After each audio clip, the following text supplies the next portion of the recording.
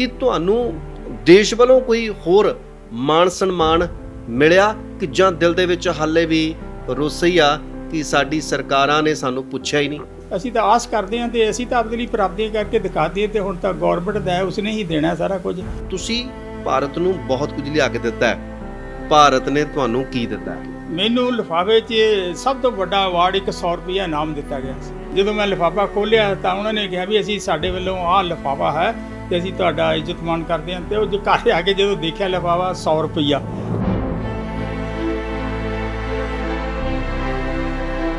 ਇਹ 1971 ਜਦੋਂ ਮੈਂ ਉੱਥੇ ਬੈਸਟ ਐਥਲੀਟ ਬਣਿਆ ਔਰ ਰਿਕਾਰਡ ਵੀ ਤੋੜਿਆ ਔਰ ਪੰਜਾਬ ਨੂੰ 4 ਗੋਲਡ ਤੇ ਸਿਲਵਰ ਲੈ ਕੇ ਦਿੱਤਾ।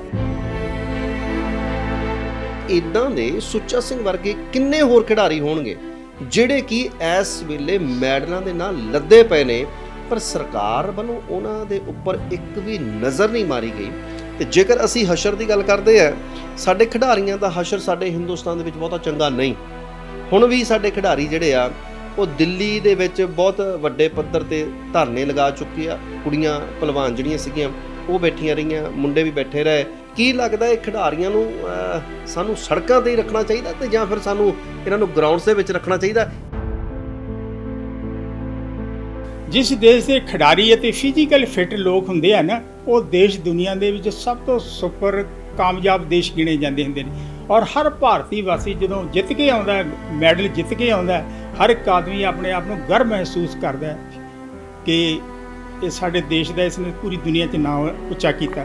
ਉਹ ਹਾਰਡ ਵਰਕ ਕਰਨ ਦੇ ਲਈ ਸਾਨੂੰ ਚੰਗੀ ਖੁਰਾਕ ਵੀ ਚਾਹੀਦੀ ਹੈ ਤੇ ਖੁਰਾਕ ਸਾਨੂੰ ਉੱਦਾਂ ਦੀ ਉਹਨਾਂ ਸਮੇਂ ਦੇ ਵਿੱਚ ਉਦੋਂ ਤਾਂ ਕੋਈ ਸਾਧਨ ਵੀ ਨਹੀਂ ਸੀ ਹੁੰਦੇ, ਉਦੋਂ ਤਾਂ ਪੈਰਾਂ ਦੇ ਵਿੱਚ ਪਾਉਣ ਨੂੰ ਜੁੱਤੀਆਂ ਵੀ ਨਹੀਂ ਸੀ ਹੁੰਦੀਆਂ।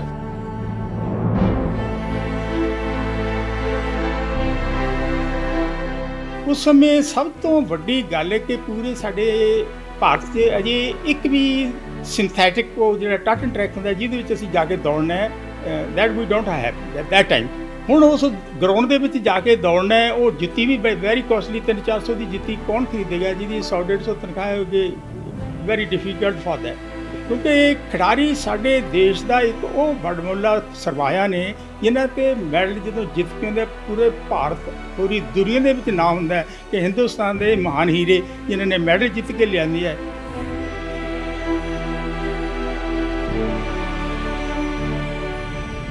ਸਾਡਾ ਕੰਮ ਹੈ ਵੱਧ ਤੋਂ ਵੱਧ ਭਾਰਤ ਲਈ ਮੈਡਲ ਲੈ ਕੇ ਆਉਣਾ, ਪਰ ਅੱਗੇ ਜੋ ਉਸ ਖਿਡਾਰੀ ਨੂੰ ਦੇਣਾ ਹੈ, ਕੀ ਦੇਣਾ ਹੈ, ਕਿਆ ਨਹੀਂ, ਕਿਹੜੇ ਅਵਾਰਡ ਨਾਲ ਸਨਮਾਨਿਤ ਕਰਨਾ ਹੈ, ਇਹ ਉਹਨਾਂ ਦੀ ਜ਼ਿੰਮੇਵਾਰੀ ਹੈ, ਮੇਰੀ ਨਹੀਂ ਹੈ।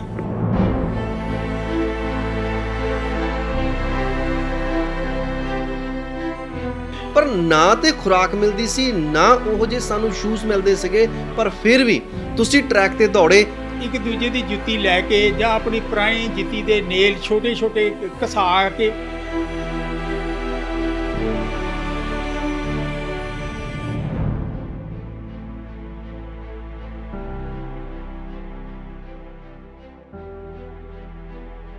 ਪੰਜਾਬ ਸਾਡਾ ਹੀਰਿਆਂ ਦੀ ਖਾਨ ਹੈ, ਇੱਥੋਂ ਹੀਰੇ ਨਿਕਲਦੇ ਨੇ। ਹੁਣ ਤੁਸੀਂ ਸੋਚਦੇ ਹੋਵੋਗੇ ਕਿ ਹੀਰੇ ਦੀਆਂ ਖਾਨਾਂ ਜਿਹੜੀਆਂ ਉਹ ਤਾਂ ਦੂਸਰੀਆਂ ਸਟੇਟਾਂ ਦੇ ਵਿੱਚ ਹੈ, ਪੰਜਾਬ ਹੀਰੇ ਦੀ ਖਾਨ ਕਿਵੇਂ ਹੋ ਸਕਦਾ ਹੈ? ਯਾਦ ਕਰੋ, ਇਤਿਹਾਸ ਫਰੋਲੋ।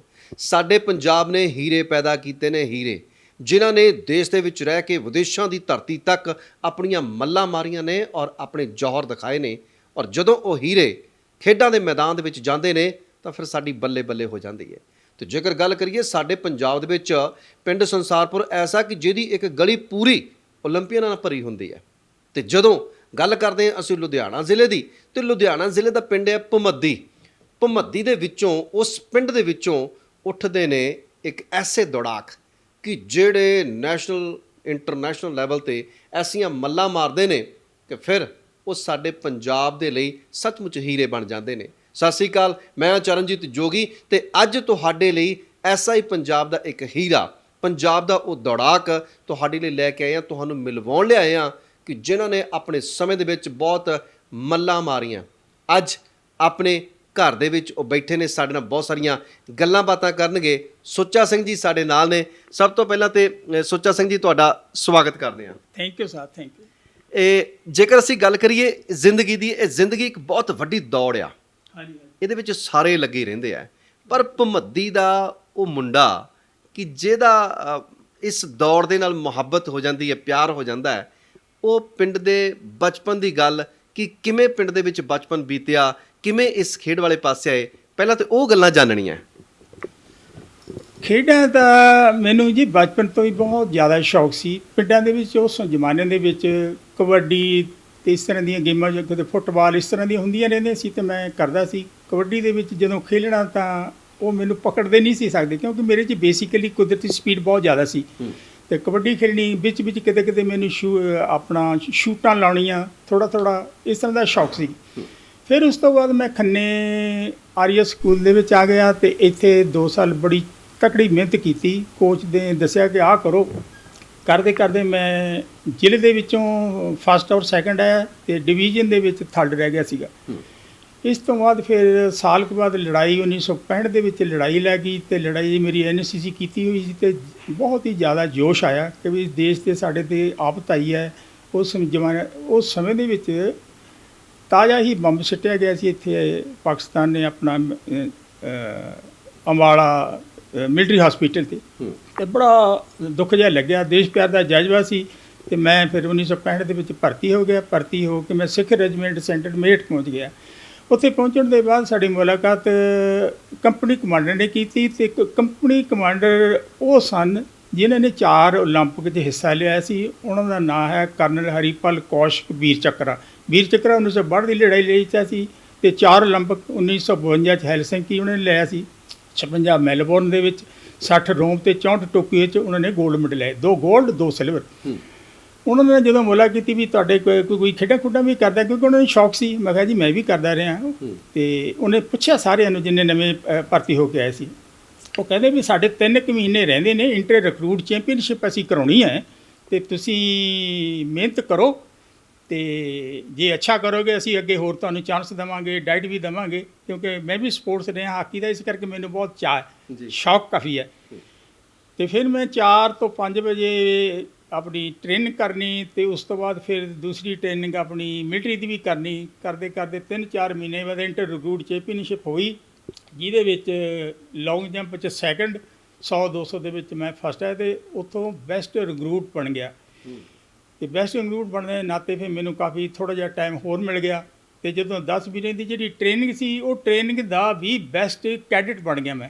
ਅੱਛਾ। ਪਹਿਲਾਂ ਕਿ ਜਦੋਂ ਕਿ ਮੈਨੂੰ ਕਹਿੰਦੇ ਸੀ ਤੂੰ ਕਈ ਟੈਸਟਾਂ 'ਚੋਂ ਫੇਲ ਨਾ ਹੋ ਜੀ ਅਤੇ ਇੱਧਰ ਤੋਂ ਜ਼ਿਆਦਾ ਟ੍ਰੇਨਿੰਗ ਕਰਦਾ, ਜੇ ਕਰਦਾ, ਅਤੇ ਮੈਂ ਕਿਹਾ ਨਹੀਂ ਸਰ, ਇਹਦੇ ਵਿੱਚ ਵੀ ਚੰਗਾ ਕਰੂੰ ਅਤੇ ਇੱਧਰ ਵੀ ਚੰਗਾ ਕਰੂੰ ਅਤੇ ਦੋਨਾਂ ਦੇ ਵਿੱਚ ਹੀ ਚੰਗਾ ਕਰਕੇ ਦਿਖਾਤਾ। ਬੰਦੇ ਦੇ ਵਿੱਚ ਚਾਹੀਦਾ ਕਿ ਮੈਂ ਕੁਛ ਕਰਨਾ ਤਾਂ ਕਰਕੇ ਉਹ ਦਿਖਾ ਦਿੰਦੇ ਜਿਹਨਾਂ ਦੇ ਵਿੱਚ ਜਜ਼ਬਾ ਹੋਏ।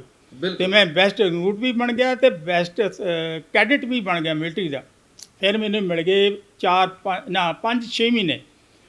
ਕਰਨਲ ਸਾਹਿਬ ਕਹਿੰਦੇ ਬਹੁਤ ਖੁਸ਼ੀ ਦੀ ਗੱਲ ਹੈ, ਤੂੰ ਬਣਨ ਵਾਲਾ, ਖੁਰਾਕ ਅਸੀਂ ਹੋਰ ਵੀ ਦੇਵਾਂਗੇ, ਹੁਣ ਤੈਨੂੰ 5-6 ਮਹੀਨੇ ਹੈ, all India open athletics championship ਹੋਣੀ ਹੈ ਆਪਣੇ ਹੈਦਰਾਬਾਦ, ਕਿ ਤੁਸੀਂ ਆਪਣੀ ਮਿਹਨਤ ਕਰੋ। 6 ਮਹੀਨੇ ਅੰਧਾਧੁੰਦ ਮੈਂ ਮਿਹਨਤ ਕੀਤੀ। ਮਿਹਨਤ ਕਰਨ ਤੋਂ ਬਾਅਦ ਜਦੋਂ ਹੈਦਰਾਬਾਦ ਗਏ, ਪਰ ਨੀਚੇ ਤੋਂ ਜਾਣਾ ਪੈਂਦਾ, ਥੱਲੇ ਤੋਂ ਉੱਪਰ। ਸਭ ਤੋਂ ਪਹਿਲਾਂ ਤਾਂ ਮੈਂ ਕੰਪਨੀ 'ਚ ਫਸਟ ਆਇਆ, ਫਿਰ ਮੇਰਠ ਸਬ ਏਰੀਆ 2, ਫਿਰ ਉਸ ਤੋਂ ਬਾਅਦ ਤੀਸਰਾ ਕਮਾਂਡ 'ਚ ਫਸਟ ਆਇਆ, ਫਿਰ ਸਰਵਿਸ ਜਿਹਦੇ ਵਿੱਚ ਨੇਵੀ, ਏਅਰਫੋਰਸ, ਇਨਫੈਂਟਰੀ ਇਹ ਸਾਰੀਆਂ ਹਿੱਸਾ ਲੈਂਦੀਆਂ, ਉਹ 'ਚ ਫਸਟ ਆਉਣਾ। ਫਿਰ ਆਲ ਇੰਡੀਆ ਓਪਨ ਹੈਦਰਾਬਾਦ, ਉਹਦੇ ਵਿੱਚ 4x100 ਦੇ ਵਿੱਚ ਗੋਲਡ ਮੈਡਲ ਮੇਰਾ ਪਹਿਲਾ ਭਾਰਤ ਲਿਆ ਅਤੇ 200 ਮੀਟਰ ਦੇ ਵਿੱਚ ਮੈਂ 3rd ਪੋਜੀਸ਼ਨ ਹਾਸਿਲ ਕੀਤੀ। ਅਤੇ ਫਿਰ ਮੇਰਾ ਕੈਂਪਾਂ ਦੇ ਵਿੱਚ ਨਾਂ ਆ ਗਿਆ। ਅਗਲੇ ਸਾਲ 68 ਦੇ ਜਦੋਂ ਹੋਈਆਂ ਮਾਰਚ ਦੇ ਵਿੱਚ ਮੇਰਾ ਕੈਂਪ 'ਚ ਨਾਂ ਆ ਗਿਆ। ਸਰਦਾਰ ਜਗਮੋਹਨ ਸਿੰਘ ਕੋਚ ਸਨ, ਉਹਨਾਂ ਦੀ MSc ਕੀਤੀ ਹੋਈ ਸੀ, ਬਹੁਤ ਤਕੜੇ NES ਦੇ ਕੋਚ ਸਨ ਉਹ। ਉਹਨਾਂ ਨੇ ਕਿਹਾ ਹੁਣ ਮੈਂ ਤੇਰੇ ਤੋਂ 200 ਅਤੇ 400 ਮੀਟਰ ਕਰਾਵਾਂਗਾ ਅਤੇ ਲੌਂਗ ਜੰਪ ਅਤੇ 100 ਮੀਟਰ ਛੱਡ ਦਿਓ। ਅਤੇ ਮੈਂ 400 ਮੀਟਰ ਸ਼ੁਰੂ ਕਰ ਦਿੱਤੀ ਅਤੇ ਉਹਨਾਂ ਨੇ ਅੰਧਾਧੁੰਦ ਮਿਹਨਤ ਕਰਾਉਣੀ ਅਤੇ ਮੈਂ ਵੀ ਦਿਲ ਲੈ ਕੇ ਗਿਆ। ਮੈਂ ਕਿਹਾ ਸਰ ਕਰਨਾ, ਜਿੰਨੀ ਮਰਜ਼ੀ ਵਰਕਆਊਟ ਦਿਓ ਅਤੇ ਮੈਂ ਕਰਾਂਗਾ, ਔਰ ਮੈਂ ਕੁਛ ਕਰਨਾ ਚਾਹੁੰਦਾ। ਅਤੇ ਬੜੀ ਉਹਨਾਂ ਨੇ ਮਿਹਨਤ ਕਰੀ, ਜੋ ਪ੍ਰੋਗਰਾਮ ਦੇਣਾ। ਕਈ ਖਿਡਾਰੀਆਂ ਕਈ ਦਫਾ 200 ਮੀਟਰਾਂ 15-15 ਲਾਉਣੀਆਂ ਔਰ 20-20 100 ਮੀਟਰਾਂ।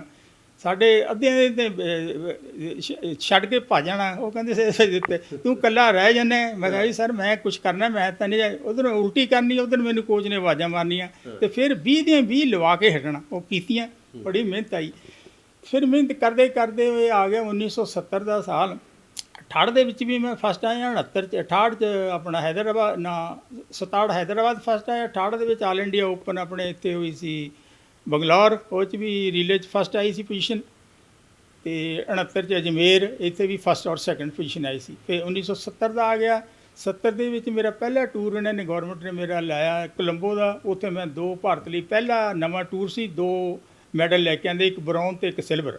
ਜੀ, ਔਰ ਜੇਕਰ ਤੁਸੀਂ ਉਹ ਮੈਡਲ ਲੈ ਕੇ ਆਂਦੇ ਉੱਥੋਂ ਆਪਾਂ ਕਹਿੰਦੇ ਕਿ ਅੰਤਰਰਾਸ਼ਟਰੀ ਪੱਧਰ ਤੇ ਤੁਹਾਡੀ ਇੱਕ ਸ਼ੁਰੂਆਤ ਹੋ ਜਾਂਦੀ ਇਹ ਹੈ। ਮੇਰੀ ਪਹਿਲੀ ਸ਼ੁਰੂਆਤ ਸੀ। ਹਾਂ, ਇਸ ਤੋਂ ਬਾਅਦ ਫਿਰ ਮੇਰਾ ਦੂਜਾ ਟੂਰ 6 ਮਹੀਨੇ ਬਾਅਦ ਲੱਗਿਆ ਮਲੇਸ਼ੀਆ ਦੇ ਵਿੱਚ। ਮਲੇਸ਼ੀਆ ਦੇ ਵਿੱਚ ਮੈਂ ਹੋਰ ਉਦੋਂ ਪਹਿਲਾਂ ਹੋਰ ਜ਼ਿਆਦਾ ਮਿਹਨਤ ਕੀਤੀ ਕਿ ਮੈਂ ਇੱਥੇ ਵੀ ਕੁਛ ਮੈਡਲ ਲੈ ਕੇ ਹੀ ਆਉਣਾ, ਐਤਕੀ ਗੋਲਡ ਮੈਡਲ ਲੈਣਾ।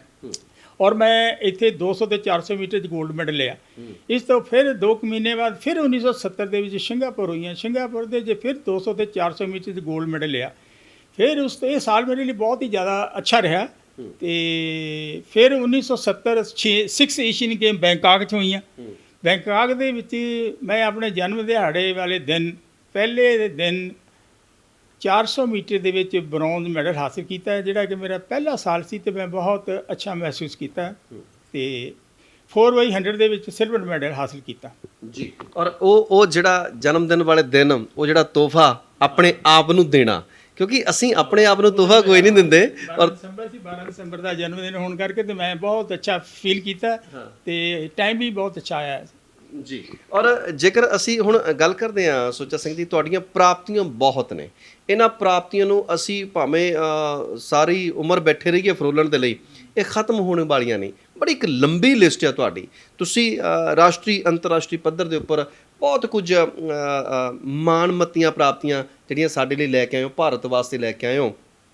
ਅਤੇ ਜੇਕਰ ਹੁਣ ਅਸੀਂ ਗੱਲ ਕਰਦੇ, ਜਿਵੇਂ ਤੁਸੀਂ ਕਹਿੰਦੇ ਹੋ ਕਿ ਬਹੁਤ ਵੱਡੇ ਪੱਧਰ 'ਤੇ ਤੁਹਾਡੇ ਕੋਲ ਹਾਰਡ ਵਰਕ ਕਰਵਾਇਆ ਗਿਆ, ਉਹ ਹਾਰਡ ਵਰਕ ਕਰਨ ਦੇ ਲਈ ਸਾਨੂੰ ਚੰਗੀ ਖੁਰਾਕ ਵੀ ਚਾਹੀਦੀ ਹੈ।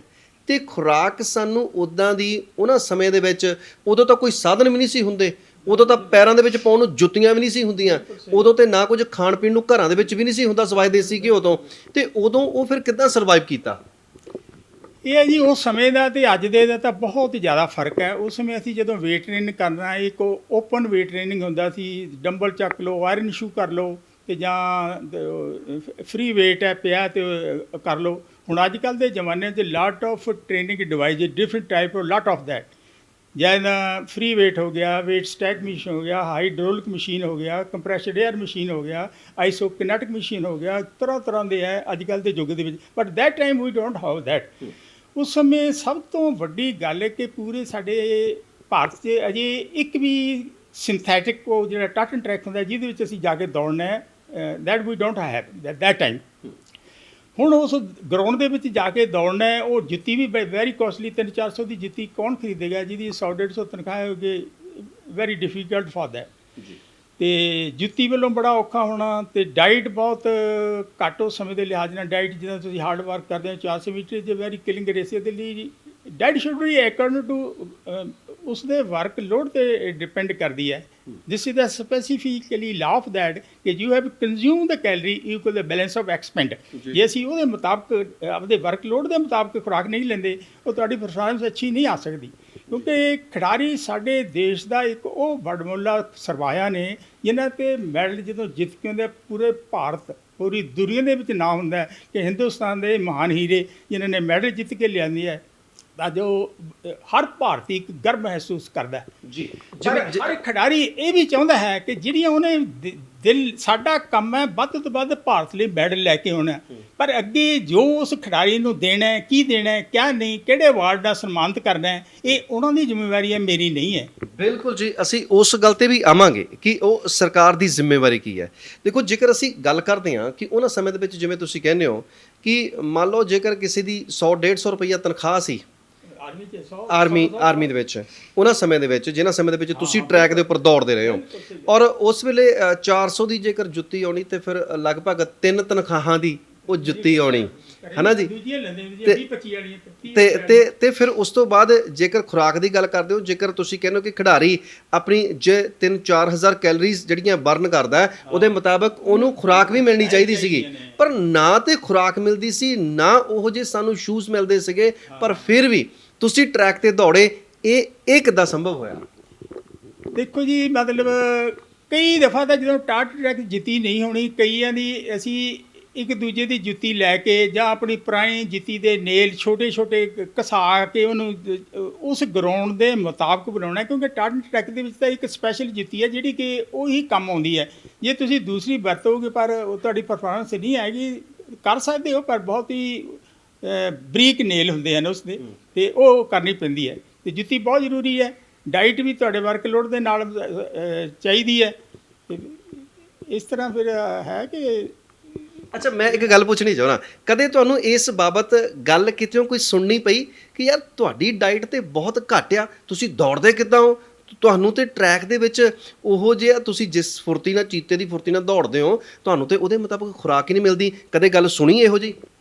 ਨਹੀਂ, ਇਹੋ ਜਿਹਾ ਤਾਂ ਨਹੀਂ ਹੈ ਸੁਣਿਆ, ਪਰ ਉਸ ਜ਼ਮਾਨੇ ਦੇ ਵਿੱਚ ਅਸੀਂ ਜਦੋਂ 1970 ਦੇ ਵਿੱਚ ਹੀ ਸਾਡੀ ਟੀਮ ਨੇ ਕਿਹਾ, ਥੋੜ੍ਹਾ ਜਿਹਾ ਅਬਜੈਕਸ਼ਨ ਕਰਿਆ ਸੀ ਕਿ ਖੁਰਾਕ ਥੋੜ੍ਹੀ ਜਿਹੀ ਵਧਾਓ। ਫਿਰ ਉਹਨਾਂ ਨੇ 8 ਰੁਪਏ ਤੋਂ 12 ਰੁਪਏ ਖੁਰਾਕ ਕੀਤੀ, ਥੋੜ੍ਹੇ ਵਧਾਈ, ਅਤੇ ਥੋੜ੍ਹਾ ਜਿਹਾ ਹੌਸਲਾ ਹੋਇਆ, ਚਲੋ ਹੈ। ਪਰ ਡਾਈਟ ਤਾਂ ਬਹੁਤ ਜ਼ਰੂਰੀ ਹੈ ਨਾ, ਕਿ ਜੇ ਡਾਈਟ ਹੀ ਨਹੀਂ ਹੋਏਗੀ ਹਾਊ ਯੂ ਕੈਨ ਮਤਲਬ ਵਰਕ ਹਾਰਡ। ਬਿਲਕੁਲ ਜੀ। ਔਰ ਤੁਸੀਂ ਉਹ ਔਖਾ ਸਮਾਂ ਹੰਢਾਇਆ, ਉਦੋਂ ਬਹੁਤ ਔਖਾ, ਜਦੋਂ ਗਰਾਊਂਡ ਦਾ ਨਾ ਹੋਣਾ, ਪ੍ਰੋਪਰ ਤੁਹਾਨੂੰ ਉਹਦਾ ਤੋਂ ਜਿਹੜੀ ਡਾਈਟ ਚਾਹੀਦੀ ਹੈ ਉਹ ਡਾਈਟ ਨਾ ਹੋਣਾ, ਉਸ ਤੋਂ ਬਿਨਾਂ ਤੁਸੀਂ ਪਰਿਵਾਰ ਵਿੱਚ ਕਿਸ ਢੰਗ ਨਾਲ ਦਿਖਾਓਗੇ, ਬਹੁਤ ਮੁਸ਼ਕਿਲ ਹੋ ਜਾਂਦਾ ਨਾ।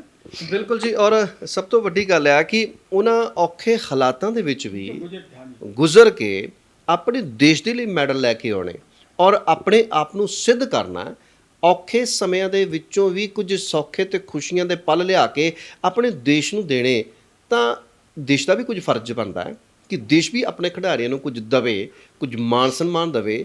ਮੈਡਲਾਂ ਦੇ ਨਾਲ ਲੱਦੇ ਹੋਏ ਸੁੱਚਾ ਸਿੰਘ ਹੁਣਾਂ ਨੂੰ ਪੁੱਛਾਂਗੇ ਕਿ ਤੁਹਾਨੂੰ ਦੇਸ਼ ਵੱਲੋਂ ਕੋਈ ਹੋਰ ਮਾਣ ਸਨਮਾਨ ਮਿਲਿਆ ਕਿ ਜਾਂ ਦਿਲ ਦੇ ਵਿੱਚ ਹਾਲੇ ਵੀ ਰੋਸ ਹੀ ਆ ਕਿ ਸਾਡੀ ਸਰਕਾਰਾਂ ਨੇ ਸਾਨੂੰ ਪੁੱਛਿਆ ਹੀ ਨਹੀਂ? ਦੇਖੋ ਜੀ, ਸਾਡਾ ਕੰਮ ਹੈਗਾ ਅੱਛੇ ਤੋਂ ਅੱਛੀ ਪਰਫਾਰਮੈਂਸ ਦੇ ਕੇ ਦੇਸ਼ ਲਈ ਮੈਡਲ ਲੈ ਕੇ ਆਉਣੇ, ਅਤੇ ਬਾਕੀ ਪਰਫਾਰਮੈਂਸ ਦੇ ਆਧਾਰ 'ਤੇ ਤਾਂ ਗੌਰਮੈਂਟਾਂ ਦਾ ਬਣਦਾ ਹੈ, ਪੰਜਾਬ ਗੌਰਮੈਂਟ ਔਰ ਸੈਂਟਰ ਗੌਰਮੈਂਟ ਦਾ, ਕਿ ਕਿਸ ਖਿਡਾਰੀ ਨੇ ਕਿਸ ਹੱਦ ਤੱਕ ਅੱਛੀ ਤੋਂ ਅੱਛੀ ਪਰਫਾਰਮੈਂਸ ਲੈ ਕੇ ਸਾਡੇ ਭਾਰਤ ਦਾ ਨਾਂ ਰੋਸ਼ਨ ਕੀਤਾ ਹੈ, ਕਿਸ ਟਾਈਪ ਦਾ ਮੈਡਲ ਲਿਆਂਦਾ ਹੈ, ਗੋਲਡ, ਸਿਲਵਰ, ਬਰੌਂਜ਼, ਇਹਦੇ 'ਤੇ ਉਸ ਦੇ ਆਧਾਰ 'ਤੇ ਹੀ ਨੰਬਰ ਲੱਗਦੇ ਹਨ। ਉਹ ਅਸੀਂ ਲਿਆਂਦੇ ਆ। ਫਿਰ 1975 ਦੇ ਵਿੱਚ south Korea second Asian track and field ਲਈ ਉਹ 4x4 ਦੇ ਵਿੱਚ ਇੱਕ ਨਵਾਂ ਰਿਕਾਰਡ ਸਥਾਪਿਤ ਕੀਤਾ ਉੱਥੇ, ਅਤੇ ਭਾਰਤ ਲਈ ਗੋਲਡ ਮੈਡਲ ਹਾਸਿਲ ਕੀਤਾ। ਇਹਦਾ 2 ਮੇਰੇ ਸਿਲਵਰ 1970 'ਚ ਸਿਲਵਰ ਮੈਡਲ ਬੈਂਕਾਕ, 74 ਤਹਿਰਾਨ ਦੇ ਵਿੱਚ, ਅਤੇ second Asian track and field south Korea Seoul, ਔਰ 3 ਵਰਲਡ ਵੈਟਰਨ ਚੈਂਪੀਅਨਸ਼ਿਪ ਜੀ ਮੈਂ ਹਿੱਸਾ ਲਿਆ, ਜਿਹੜੀ ਕਿ 7th world veteran champion Finland ਦੇ ਸ਼ਹਿਰ ਟੁਰਕੂ ਹੋਈ ਸੀ, ਪਾਰਟੀਸਪੇਸ਼ਨ ਕੀਤਾ, ਅਤੇ 9th ਵਰਲਡ ਵੈਟਰਨ ਮੀਆਂਜਾਕੀ ਜਾਪਾਨ ਦੇ ਸ਼ਹਿਰ 'ਚ, ਔਰ 11th world veteran championship America ਦੇ ਸ਼ਹਿਰ ਬਫਲੋ ਵਿੱਚ ਹੋਈ ਸੀ, ਅਤੇ ਉੱਥੇ ਪਾਰਟੀਸਪੇਸ਼ਨ ਕੀਤੀ ਅਤੇ ਅੱਛੀ ਪਰਫਾਰਮੈਂਸ ਦਿਖਾਈ। ਅਤੇ 1990 ਦੇ ਵਿੱਚ ਵੈਟਰਨ ਦੇ ਵਿੱਚ ਮੈਂ ਟੀਮ ਦਾ ਕਪਤਾਨ ਸੀ, ਅਤੇ ਕੋਲਾਲੰਪਰ ਹੋਈਆਂ ਸਨ, ਅਤੇ ਮੈਂ ਸਿਲਵਰ ਮੈਡਲ ਭਾਰਤ ਲਈ ਲੈ ਕੇ ਆਂਦਾ। ਦੇਖੋ, ਮੈਡਲ ਤੁਸੀਂ ਤਾਂ ਲਿਆਂਦੇ, ਗੱਲ ਮੇਰੀ ਉੱਥੇ ਦੀ ਉੱਥੇ ਟਿਕੀ ਹੋਈ ਆ। ਤੁਸੀਂ ਆਪਣਾ ਫਰਜ਼ ਨਿਭਾਇਆ, ਤੁਸੀਂ ਦੇਸ਼ ਲਈ ਕੀਤਾ। ਹੁਣ ਅਸੀਂ ਆਮ ਤੌਰ 'ਤੇ ਦੇਖਦੇ ਹਾਂ, ਸੋਚਦੇ ਹਾਂ, ਹੁਣ ਕੋਈ ਬੱਚਾ ਆ ਘਰ ਦੇ ਵਾਸਤੇ ਕੋਈ ਚੰਗਾ ਕੰਮ ਕਰਦਾ, ਕੋਈ ਚੰਗੇ ਨੰਬਰ ਲੈ ਕੇ ਆਉਂਦਾ, ਕੋਈ 10ਵੀਂ ਦੇ ਵਿੱਚੋਂ ਜਾਂ +2 ਦੇ ਵਿੱਚੋਂ, ਉਹ ਆਪਣੇ ਮਾਂ-ਬਾਪ ਨੂੰ ਕਹਿੰਦਾ ਹੈ ਕਿ ਡੈਡੀ ਮੈਂ ਪਾਸ ਹੋ ਗਿਆ, ਮੈਨੂੰ ਸਾਈਕਲ ਲੈ ਦੇਈਂ ਹੁਣ। ਅਤੇ ਖਿਡਾਰੀ ਦੀ ਵੀ ਇੱਕ ਤਮੰਨਾ ਹੁੰਦੀ ਹੈ, ਇੱਕ ਆਸ ਉਮੀਦ ਹੁੰਦੀ ਹੈ ਕਿ ਮੈਂ ਇੰਨੇ ਮੈਡਲ ਲੈ ਕੇ ਆਇਆ। ਹੁਣ ਅਸੀਂ ਇਹ ਪੁੱਛਣਾ ਚਾਹੁੰਦੇ ਕਿ ਤੁਸੀਂ ਭਾਰਤ ਨੂੰ ਬਹੁਤ ਕੁਝ ਲਿਆ ਕੇ ਦਿੱਤਾ ਹੈ, ਭਾਰਤ ਨੇ ਤੁਹਾਨੂੰ ਕੀ ਦਿੱਤਾ ਹੈ? ਮੈਂ ਜੀ ਸਮੇਂ 'ਤੇ ਅਪਲਾਈ ਕਰਦਾ ਰਿਹਾ, ਪਰ ਕਿਸੇ ਸਰਕਾਰ ਨੇ ਕੋਈ ਖਾਸ ਸੁਣੀ ਨਹੀਂ। ਮੈਂ ਕਰਦਾ ਰਿਹਾ, ਹਮੇਸ਼ਾ ਹੀ ਕਰਦਾ ਰਿਹਾ। ਪਹਿਲਾਂ ਸਾਡੇ ਸਪੋਰਟਸ ਮਿਨਿਸਟਰ ਸੀ ਆਪਣੇ 1993 ਦੇ ਵਿੱਚ, ਮੈਂ ਪਿੰਡ ਗੇਮਾਂ ਕਰਾਈਆਂ ਸੀ, ਅਤੇ ਕਰਮ ਸਿੰਘ ਗਿੱਲ ਸਨ, ਅਤੇ ਮੈਂ ਉਹਨਾਂ ਕੋਲ ਵੀ ਰੱਖਿਆ ਸੀ। ਉਹ ਕਹਿੰਦੇ ਸੀ ਤੁਸੀਂ ਦਫ਼ਤਰ ਆਇਓ ਅਤੇ ਮੈਂ ਗੱਲ ਕਰਾਂਗਾ। ਮੈਂ ਉਹਨਾਂ ਨੂੰ ਸਾਰਾ ਆਪਣਾ ਬਾਇਓਡਾਟਾ ਸ਼ੀਟ 'ਤੇ ਸਭ ਕੁਝ ਦਿੱਤਾ, ਪਰ ਸਮਾਂ ਬੀਤੇ ਕਿਸੇ ਸਰਕਾਰ ਨੇ ਕੋਈ ਖਾਸ ਸੁਣਿਆ ਨਹੀਂ। ਅਤੇ ਫਿਰ ਮੈਂ ਆਪਣਾ ਸੈਂਟਰ ਗੌਰਮੈਂਟ ਨੂੰ, ਅਮੈਚਰ ਐਥਲੈਟ ਫੈਡਰੇਸ਼ਨ ਆਫ ਇੰਡੀਆ ਨੂੰ ਵੀ ਲੈਟਰ ਲਿਖਿਆ ਸੀ। ਉਹਨਾਂ ਨੇ ਮੈਨੂੰ ਜਵਾਬ ਦਿੱਤਾ ਸੀ ਕਿ ਹੁਣ ਥੋੜ੍ਹਾ ਸਮਾਂ ਬੀਤ ਚੁੱਕਿਆ ਹੈ, ਅਰਜਨ ਅਵਾਰਡ ਤਾਂ ਨਹੀਂ ਦੇ ਸਕਦੇ, ਪਰ ਤੁਸੀਂ ਧਿਆਨ ਚੰਦ ਅਵਾਰਡ ਵਾਸਤੇ ਕੋਸ਼ਿਸ਼ ਕਰੋ, ਅਤੇ ਉਹਦੇ ਲਈ ਅਸੀਂ ਕੋਸ਼ਿਸ਼ ਕਰਾਂਗੇ ਜਿੰਨੀ ਵੀ ਹੋ ਸਕਿਆ। ਜੀ, ਹੁਣ ਤਾਂ ਜੇਕਰ ਅਸੀਂ ਗੱਲ ਕਰਦੇ ਹਾਂ ਭਾਰਤੀ ਓਲੰਪਿਕ ਸੰਘ ਦੀ, ਹੁਣ ਤਾਂ ਦੌੜਾਕ ਦੇ ਹੱਥ ਕਮਾਨ ਆ, ਹੁਣ ਤਾਂ PT ਊਸ਼ਾ ਹੁਣਾਂ ਦੇ ਹੱਥ ਕਮਾਨ ਆ। ਕਦੇ ਦਿਲ ਦੇ ਵਿੱਚ ਆਇਆ ਨਹੀਂ ਕਿ ਉਹਨਾਂ ਨੂੰ ਵੀ ਇੱਕ ਚਿੱਠੀ ਲਿਖ ਦਈਏ? ਦਿਲ ਤਾਂ ਆਉਂਦਾ, ਪਰ ਉਹ ਖਿਡਾਰੀ ਸਾਡੇ ਉਹ ਪੀਟੀ ਊਸ਼ਾ ਬਹੁਤ ਹੀ ਤਕੜੇ ਏਸ਼ੀਆ ਦੇ ਜ਼ਬਰਦਸਤ ਦੌੜਾਕ ਰਹੇ ਨੇ। ਪਰ ਮੈਂ ਵੀ ਸਪਰਿੰਟਰ ਰਿਹਾ ਅਤੇ ਉਹ ਵੀ ਸਪਰਿੰਟਰ ਰਹੀ ਹੈ, ਅਤੇ ਉਹ ਤਾਂ ਬਹੁਤ ਹੀ ਅੱਛੀ ਤਰ੍ਹਾਂ ਜਾਣਦੇ ਆ। ਪਰ ਪੁਰਾਣੇ ਖਿਡਾਰੀਆਂ ਨੂੰ ਜੇ ਗਹਿਰਾਈ ਨਾਲ ਦੇਖੇ, ਜਿਨ੍ਹਾਂ ਦੀਆਂ ਪ੍ਰਾਪਤੀਆਂ ਬਹੁਤ ਸਾਰੇ ਲੋਕਾਂ ਨੇ ਸਭ ਤੋਂ ਵੀ ਕੁਛ ਮੈਡਲ ਘੱਟ ਨੇ, ਪਰ ਅਰਜੁਨ ਅਵਾਰਡ ਤੱਕ ਲੈ ਕੇ ਬੈਠੇ ਨੇ। ਅਤੇ ਅਸੀਂ ਅਜੇ ਨਾ ਪੰਜਾਬ ਦਾ ਸਭ ਤੋਂ ਟੌਪ ਦਾ ਅਵਾਰਡ ਮਹਾਰਾਜਾ ਰਣਜੀਤ ਅਵਾਰਡ ਉਹ ਵੀ ਨਹੀਂ ਮਿਲਿਆ, ਜਿਹੜਾ ਕਿ ਸਭ ਤੋਂ ਛੋਟਾ ਹੈ। ਉਸ ਤੋਂ ਬਾਅਦ ਫਿਰ ਹੈਗਾ ਧਿਆਨ ਚੰਦ ਅਵਾਰਡ, ਅਜੇ ਤੱਕ ਨਹੀਂ ਮਿਲਿਆ, ਇਹ ਵੀ ਮਿਲਣਾ ਚਾਹੀਦਾ। ਅਸੀਂ ਤਾਂ ਆਸ ਕਰਦੇ ਹਾਂ ਅਤੇ ਅਸੀਂ ਤਾਂ ਆਪਦੇ ਲਈ ਪ੍ਰਾਪਤੀਆਂ ਕਰਕੇ ਦਿਖਾਤੀ, ਅਤੇ ਹੁਣ ਤਾਂ ਗੌਰਮੈਂਟ ਦਾ ਹੈ, ਉਸਨੇ ਹੀ ਦੇਣਾ ਸਾਰਾ ਕੁਝ, ਉਹਦੇ ਡਿਪੈਂਡ ਹੈ। ਬਿਲਕੁਲ ਜੀ। ਸਰਕਾਰ ਜਦੋਂ ਖਿਡਾਰੀਆਂ ਦਾ ਮਾਣ ਤਾਣ ਨਹੀਂ ਕਰੇਗੀ, ਸਰਕਾਰ ਜਦੋਂ ਇਹਨਾਂ ਆਪਣੇ ਖਿਡਾਰੀਆਂ ਨੂੰ, ਇਹਦਾ ਮਤਲਬ ਇਹ ਹੈ ਕਿ ਇਹ ਅੱਜ ਦਾ ਨਹੀਂ, ਇਹ ਰੁਝਾਨ ਸ਼ੁਰੂ ਤੋਂ ਹੀ ਹੈ। ਸ਼ੁਰੂ ਤੋਂ ਹੀ ਰੁਝਾਨ ਰਿਹਾ ਕਿ ਸਾਡੇ ਖਿਡਾਰੀਆਂ ਦੀ ਅਣਦੇਖੀ ਕੀਤੀ ਜਾਂਦੀ ਹੈ। ਸ਼ਾਇਦ ਖੌਰੇ ਇਸੇ ਕਰਕੇ ਹੀ ਕਿ ਸਾਡੇ ਹਾਕੀ ਦੇ ਜਾਦੂਗਰ ਧਿਆਨ ਚੰਦ ਨੂੰ ਜਰਮਨ ਦੀ ਸਿਟੀਜ਼ਨਸ਼ਿਪ ਜਿਹੜੀ ਹੈ ਉਹ ਵੀ ਕਹਿ ਦਿੱਤੀ ਸੀ ਕਿ ਤੈਨੂੰ ਅਸੀਂ ਦੇ ਦਿੰਦੇ ਹਾਂ, ਤੈਨੂੰ ਫੌਜਾਂ ਦਾ ਜਰਨੈਲ ਬਣਾ ਦਿੰਦੇ ਹਾਂ, ਦੇ ਦਿੰਦੇ ਹਾਂ। ਪਰ ਉਹਨਾਂ ਨੇ ਉਹ ਜੁੱਤੀ ਦੀ ਨੋਕ 'ਤੇ ਰੱਖ ਲਈ ਸੀ ਕਿ ਮੈਂ ਨਹੀਂ ਆਉਂਦਾ, ਮੈਂ ਭਾਰਤ ਵਾਸਤੇ ਹੀ ਖੇਡਣਾ। ਇਹਨਾਂ ਦੇ ਵਿੱਚ ਵੀ ਜਜ਼ਬਾ ਉਹੀ ਹੈ, ਇਹ ਵੀ ਭਾਰਤ ਵਾਸਤੇ ਖੇਡੇ ਹੈ। ਪਰ ਇੱਦਾਂ ਦੇ ਸੁੱਚਾ ਸਿੰਘ ਵਰਗੇ ਕਿੰਨੇ ਹੋਰ ਖਿਡਾਰੀ ਹੋਣਗੇ ਜਿਹੜੇ ਕਿ ਇਸ ਵੇਲੇ ਮੈਡਲਾਂ ਦੇ ਨਾਲ ਲੱਦੇ ਪਏ ਨੇ, ਪਰ ਸਰਕਾਰ ਵੱਲੋਂ ਉਹਨਾਂ ਦੇ ਉੱਪਰ ਇੱਕ ਵੀ ਨਜ਼ਰ ਨਹੀਂ ਮਾਰੀ ਗਈ। ਕਿਤੇ ਵੀ ਸਰਕਾਰੇ ਦਰਬਾਰੇ ਉਹਨਾਂ ਨੂੰ ਮਾਣ ਸਨਮਾਨ ਦੇਣ ਦੀ ਗੱਲ ਹੋਕਾ ਨਹੀਂ ਦਿੱਤਾ ਗਿਆ। ਬੇਨਤੀ ਹੈ ਪੰਜਾਬ ਸਰਕਾਰ ਨੂੰ ਵੀ, ਭਾਰਤ ਸਰਕਾਰ ਨੂੰ ਵੀ, ਕਿ ਅਜਿਹੇ ਖਿਡਾਰੀਆਂ ਦੀ ਅਣਦੇਖੀ ਨਾ ਕੀਤੀ ਜਾਵੇ। ਇਹਨਾਂ ਦਾ ਲਾਹਾ ਲਿਆ ਜਾ ਸਕਦਾ। ਇਹ ਸਾਡਾ ਇਤਿਹਾਸ ਨੇ, ਇਸ ਇਤਿਹਾਸ ਦੇ ਕੋਲੋਂ ਬਹੁਤ ਕੁਝ ਸਿੱਖਿਆ ਜਾ ਸਕਦਾ ਕਿ ਅਸੀਂ ਇਹਨਾਂ ਨੂੰ ਅੱਗੇ ਲਾ ਕੇ ਆਪਣੀ ਨਵੀਂ ਪਨੀਰੀ ਜਿਹੜੀ ਆ ਉਹ ਤਿਆਰ ਕਰ ਲਈਏ। ਸੁੱਚਾ ਸਿੰਘ ਜੀ, ਇਹਦਾ ਹੋ ਸਕਦਾ? 1971 ਦੇ ਵਿੱਚ ਦੇਖੋ ਜੀ, ਮੈਂ ਛੁੱਟੀ ਆਇਆ ਸੀ ਮਿਲਟਰੀ ਦੇ ਵਿੱਚੋਂ, ਅਤੇ ਮੈਨੂੰ ਸੁਨੇਹਾ ਆਇਆ ਕਿ ਤੁਸੀਂ ਸਾਡੀ ਇੰਟਰ ਸਟੇਟ ਟੀਮ ਹਾਰਦੀ ਰਹੀ ਹੈ, ਤੁਸੀਂ ਛੁੱਟੀ ਛੱਡ ਕੇ ਨਾ ਤੁਸੀਂ ਮਿਹਨਤ ਕਰੋ ਅਤੇ ਸਾਡੀ ਜਿਹੜੀ ਪੰਜਾਬ ਦੀ ਟੀਮ ਵੱਲ ਆਲ ਇੰਡੀਆ ਇੰਟਰ ਸਟੇਟ ਅਹਿਮਦਾਬਾਦ ਹੋ ਰਹੀ ਹੈ, ਅਤੇ ਤੁਸੀਂ ਸਾਡੇ ਵੱਲੋਂ ਹਿੱਸਾ ਲੈਣਾ। ਅਤੇ ਮੈਂ ਮਿਲਟਰੀ ਦੇ ਵਿੱਚੋਂ ਛੁੱਟੀ ਤੋਂ ਜਾਂਦਾ ਹੋਇਆ ਜਾ ਕੇ ਦੋਸਤ ਕੋਲ ਗਿਆ, ਉੱਥੇ ਚੰਡੀਗੜ੍ਹ, ਉੱਥੇ ਮਿਹਨਤ ਕੀਤੀ। ਮਿਹਨਤ ਕਰਕੇ Ahmedabad all India inter state meet ਵਿੱਚ ਪੰਜਾਬ ਵੱਲੋਂ ਹਿੱਸਾ ਲਿਆ, ਔਰ ਮੈਂ ਇੱਥੇ 4 ਗੋਲਡ ਅਤੇ 1 ਸਿਲਵਰ, 100 ਸੈਕਿੰਡ, 200 ਫਸਟ, 400 ਫਸਟ, 200 ਦਾ ਨਵਾਂ ਰਿਕਾਰਡ ਕੀਤਾ। KL ਪਾਵਲ ਦਾ ਅਸੀਂ 21.6 ਦਾ, ਅਤੇ ਮੈਂ 21.5 ਕਰਕੇ ਨਵਾਂ ਰਿਕਾਰਡ ਕੀਤਾ, ਅਤੇ 400 first, 4x100 second, 4x4 gold medal ਹਾਸਲ ਕੀਤਾ। ਅਤੇ ਮੈਨੂੰ ਲਿਫਾਫੇ 'ਚ ਸਭ ਤੋਂ ਵੱਡਾ ਅਵਾਰਡ ਇੱਕ 100 ਰੁਪਈਆ ਇਨਾਮ ਦਿੱਤਾ ਗਿਆ ਸੀ। ਸਿਰਫ 100 ਰੁਪਏ? ਜਦੋਂ ਮੈਂ ਲਿਫਾਫਾ ਖੋਲ੍ਹਿਆ ਤਾਂ ਉਹਨਾਂ ਨੇ ਕਿਹਾ ਵੀ ਅਸੀਂ ਸਾਡੇ ਵੱਲੋਂ ਆਹ ਲਿਫਾਫਾ ਹੈ ਅਤੇ ਅਸੀਂ ਤੁਹਾਡਾ ਇੱਜ਼ਤ ਮਾਣ ਕਰਦੇ ਹਾਂ। ਅਤੇ ਉਹ ਜੋ ਘਰ ਆ ਕੇ ਜਦੋਂ ਦੇਖਿਆ ਲਿਫਾਫਾ 100 ਰੁਪਈਆ, ਅਤੇ ਇਹ ਵੀ ਇਹ ਕਿਹੜੇ ਸਾਲ ਦੀ ਗੱਲ ਆ? ਇਹ 1971 ਜਦੋਂ ਮੈਂ ਉੱਥੇ ਬੈਸਟ ਐਥਲੀਟ ਬਣਿਆ ਔਰ ਰਿਕਾਰਡ ਵੀ ਤੋੜਿਆ, ਔਰ ਪੰਜਾਬ ਨੂੰ 4 ਗੋਲਡ 1 ਸਿਲਵਰ ਲੈ ਕੇ ਦਿੱਤਾ। ਤੇ ਉਸ ਕਿਉਂਕਿ 1971 ਦੇ ਵਿੱਚ ਤਾਂ ਸ਼ਾਇਦ 100 ਰੁਪਏ ਕਾਫੀ ਹੋਣਾ। ਉਸ ਸਮੇਂ ਓਲੰਪਿਕ ਦੇ ਸੀਗੇ ਮੈਨੇਜਰ ਤੇ ਕੋਚ ਸੀਗੇ ਸਰਦਾਰ ਜਗਦੇਵ ਸਿੰਘ, ਉਹਨਾਂ ਨੇ ਲੋਅ ਹਰਡਲ 'ਚ ਪਾਰਟੀਸਪੇਸ਼ਨ ਕੀਤਾ ਸੀ। ਉਹਨਾਂ ਦੇ ਕਹਿਣ 'ਤੇ ਹੀ ਮੈਂ ਆਇਆ ਸੀਗਾ, ਅਤੇ ਉਹਨਾਂ ਨੇ ਉਸ ਸਮੇਂ ਨਹੀਂ ਪੈਸਾ ਹੋਣਾ ਕੋਈ, ਮੈਂ ਆਈ ਡੋਂਟ ਨੋ ਦੈਟ, ਪਰ ਮੈਨੂੰ 100 ਰੁਪਇਆ ਮਿਲਿਆ। ਅਤੇ ਮੈਂ ਸੋਚਿਆ ਮੈਂ ਜਿੱਤੀ ਲਊਂ, ਟਰੈਕ ਸੂਟ ਲਊਂ ਤਾਂ ਬੜਾ ਮਜ਼ਾ ਆਏਗਾ, ਪਰ ਗੱਲ ਬਣੀ ਨਹੀਂ ਕੁਛ। ਹਾਂ, ਕਿਉਂਕਿ ਜੁੱਤੀ ਜੇ ਉਸ ਵੇਲੇ 400 ਦੀ ਸੀ ਤਾਂ ਉਸ 100 ਰੁਪਏ ਦੇ ਵਿੱਚ ਕੀ ਆਉਣਾ ਸੀ? ਉਹ ਤੇ ਤੁਹਾਡਾ ਬਸ ਹਫ਼ਤੇ ਦਾ ਇੱਕ ਖੁਰਾਕ ਦਾ ਹੀ ਚੱਲ ਜਾਣਾ ਸੀਗਾ। ਪਰ ਉਸ ਤੋਂ ਬਾਅਦ ਕੀ ਕਦੇ ਸਰਕਾਰ ਨੇ ਕੋਈ ਹੋਰ ਲਿਫਾਫਾ ਵੀ ਦਿੱਤਾ?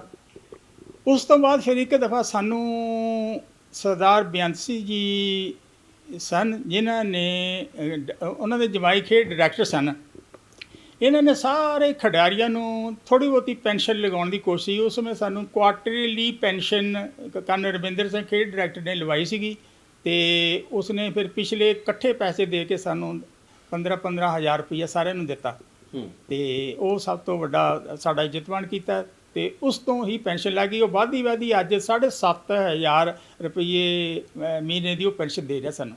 ਜੀ, ਚਲੋ ਇਹ ਵੀ ਖੈਰ ਚੰਗੀ ਗੱਲ ਹੈ ਕਿ ਜੇਕਰ ਅਸੀਂ ਆਪਣੇ ਖਿਡਾਰੀਆਂ ਨੂੰ, ਜਿਹੜੇ ਸਾਡੇ ਸੀਨੀਅਰ ਵੈਟਰਨ ਖਿਡਾਰੀ ਨੇ, ਉਹਨਾਂ ਨੂੰ ਜੇਕਰ ਅਸੀਂ ਮਾਣ ਤਾਣ ਦਿੰਦੇ ਰਹੀਏ, ਮਹੀਨੇ ਦਾ ਕੋਈ ਮਾਣ ਭੱਤਾ ਦਿੰਦੇ ਰਹੀਏ ਤਾਂ ਚੰਗੀ ਗੱਲ ਹੈ। ਸਰਕਾਰ ਦੇ ਖਜ਼ਾਨੇ ਦੇ ਵਿੱਚ ਕਿਸੇ ਗੱਲ ਦੀ ਕੋਈ ਕਮੀ ਨਹੀਂ। ਜੇਕਰ ਅਜਿਹੇ ਖਿਡਾਰੀਆਂ ਨੂੰ, ਅਜਿਹੇ ਲੋਕਾਂ ਨੂੰ ਆਪਾਂ ਸਾਂਭ ਲਵਾਂਗੇ, ਸਾਡੀ ਆਉਣ ਵਾਲੀ ਪਨੀਰੀ ਜਿਹੜੀ ਆ, ਕਿਉਂਕਿ ਉਹ ਹਸ਼ਰ ਨਾ ਦੇਖੇ, ਉਹ ਸਨਮਾਨ ਦੇਖੇ, ਔਰ ਸਨਮਾਨ ਦੇ ਲਈ ਉਹ ਵੀ ਦੌੜ ਲਗਾਉਣ ਤੇ ਅੱਗੇ ਹੋਣ। ਤੇ ਜੇਕਰ ਅਸੀਂ ਹਸ਼ਰ ਦੀ ਗੱਲ ਕਰਦੇ ਆ, ਸਾਡੇ ਖਿਡਾਰੀਆਂ ਦਾ ਹਸ਼ਰ ਸਾਡੇ ਹਿੰਦੁਸਤਾਨ ਦੇ ਵਿੱਚ ਬਹੁਤਾ ਚੰਗਾ ਨਹੀਂ।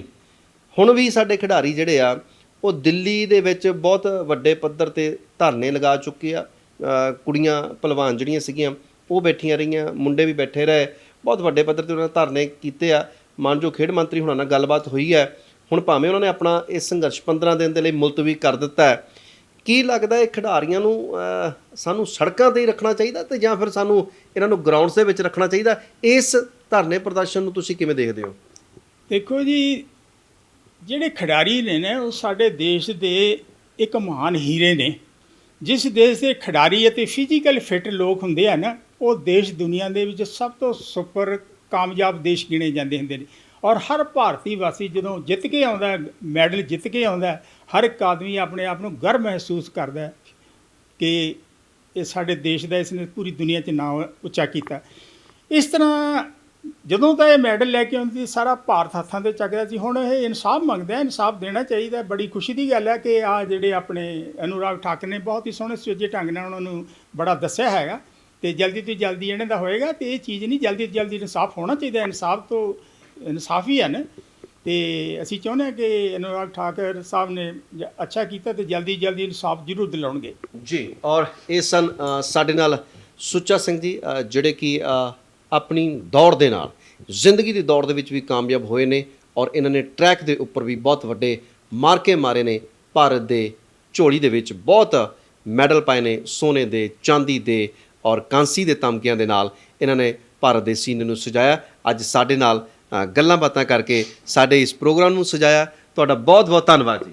Thank you very much sir. Thank you ਜੀ, ਸ਼ੁਕਰੀਆ ਜੀ। ਔਰ ਸਾਡੇ ਦਰਸ਼ਕਾਂ ਦਾ ਵੀ ਸ਼ੁਕਰੀਆ। ਔਰ ਅਸੀਂ ਇਸੇ ਤਰ੍ਹਾਂ ਹੀ ਪੰਜਾਬ ਦੇ, ਪੂਰੇ ਭਾਰਤ ਦੇ ਹੀਰੇ ਚੁਣ ਚੁਣ ਕੇ ਤੁਹਾਡੇ ਸਾਹਮਣੇ ਰੱਖਦੇ ਰਵਾਂਗੇ।